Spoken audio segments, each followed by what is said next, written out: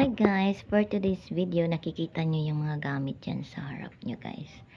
So, reply ko lang dito sa sa comment ng aking ex dyan. O, yan, nakikita nyo yan sa screen. Sabi niya kasi daw, hindi niya daw ako minahal. Ewan ko anong point niya, bakit nasabi niya yun, tapos wag ko na daw silang guluhin. Actually guys, hindi na talaga ako nanggugulo sa kanila, pero hindi naman talaga ako nanggulo. Sinabi ko lang yung nasa loob ko, sa loobin ko, para mailabas ko ba, kasi ang hirap na hindi tayo makapagpalabas ng sama ng loob, ganun.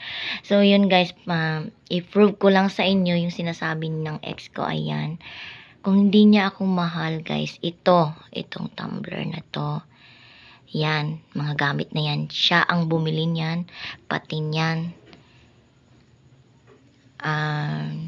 Siya ang nagsabi sa akin na bilihin ko yan. Yung sapatos na yan, yung isa, tapos yung arenola yan guys, siya ang bumili niyan kasi nga gusto niyang umihi dito kapag gusto niya matulog dito. Tapos yung nakikita niyo ng mga gamit ko dyan, mga yan, siya ang bumili niyan, siya ang may gusto niyan. So, kayo na ang humusga kung totoo bang hindi niya ba talaga ako minahal. Ayan guys, yung relo na nakikita nyo dyan, siya ang bumili niyan. Unang, mga 5 mansari ata namin, or basta binigay niya sa akin na nung December bago magpasko. Ayan, yung relo na yan, regalo niya yan sa akin. Tapos yung bulaklak na 3 na yan, siyang nagbigay niyan sa akin. Ayan, siya ang bumili niyan lahat guys. Yung nakikita nyo yung painitan ko, siyang bumili niyan. O, ayan. Ayan, yung mga gamit ko, ayan. Halos siya ang bumili niyan, siya ang may gusto niyan.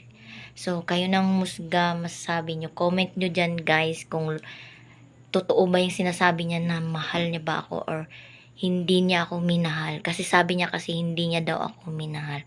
Tapos gabi-gabi guys, nung hindi pa kami nagkahiwalay, hindi kami naghiwalay, lagi yan pumupunta dito. Hindi ko naman pinapapunta yan dito. Hindi ko sinasabihan na pumunta ka naman dito, bisitahin mo naman ako dito. Hindi ko sinasabi na ganun. Kusa yan siyang pumupunta dito kasi nga sabi niya na may-miss niya daw ako. Ayan. Tapos itong bedsheet namin, ayan. Yung bedsheet, siya ang bumili niyan. Yan, musket, sa kanya yan. Iniwan niya yan dito. Ay, sali pa yan. Ayan guys, ayan. Mga gamit yan. Meron pa siyang mga gamit dyan. O, diba? Tapos sabihin niya, hindi niya daw ako minahal.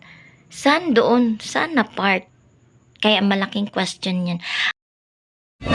So yun guys, narinig nyo na kung ano yung side ko. Hindi talaga totoo na hindi niya ako minahal. Sinasabi niya lang yan kasi ayaw niyang masaktan yung jowa niya. At saka nag-text din siya sa akin. Tumawag siya sa akin. Sabi ko sa kanya, ano yun, ganun. Tapos ang sabi niya lang daw, wala lang daw, namimiss niya lang daw ako. Gusto niya lang daw ako makausap or makachat, ganun. Sabi ko, may pag ganun ka pa, namimiss mo lang pala ako. So, ayun lang guys. Don't forget to like and subscribe to our YouTube channel. Kakanta ko guys para matapos tong video natin.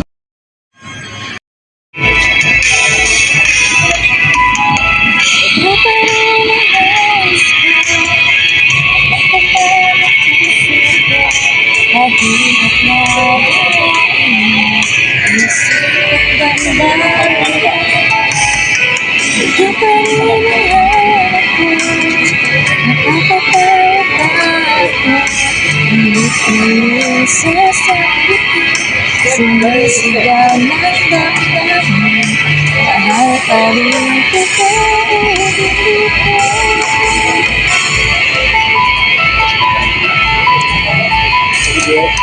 maala, kasama ang sandali natin nung siya pipili